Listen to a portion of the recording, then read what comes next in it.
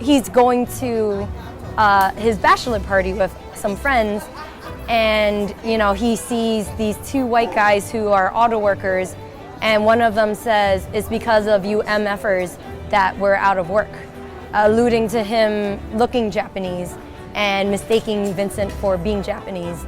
And the two, Vincent Chin and the two men fought. Vincent ran away to the McDonald's that was nearby and tried to, just go home. But the two guys found him. One of them held him, and the other one beat him to death with a baseball bat. And so my family, who was about to celebrate his wedding day, went to his funeral instead. Nothing happened for a long time till like March of the following year.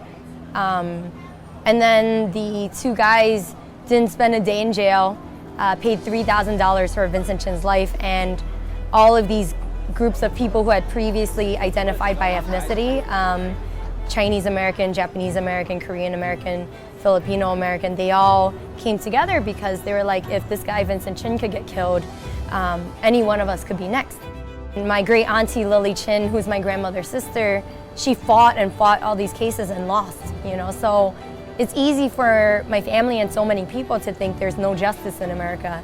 What Vincent Chin's story taught me was that he was doing everything he was supposed to be doing. He was going to be an engineer. He was about to get married, and yet because of a system larger than him and because of the bigotry and hatred that surrounded him, he was killed anyway.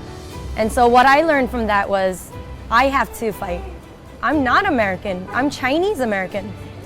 Because if I was just American, my experience would be wholly different, because I don't have the Chinese culture and heritage and experience growing up as I did here in Chinatown.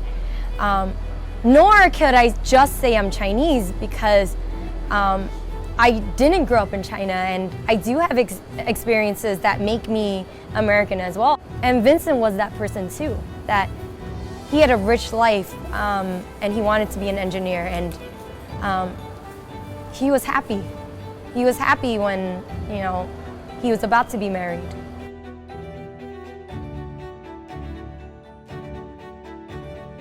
I'm 30, and the crime happened 37 years ago, so he would likely have adult children.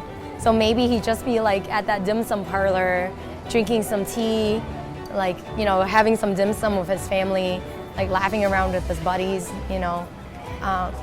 And it makes me sad to think about it, because it's just it was all of that was stripped away from him, all of that possibility.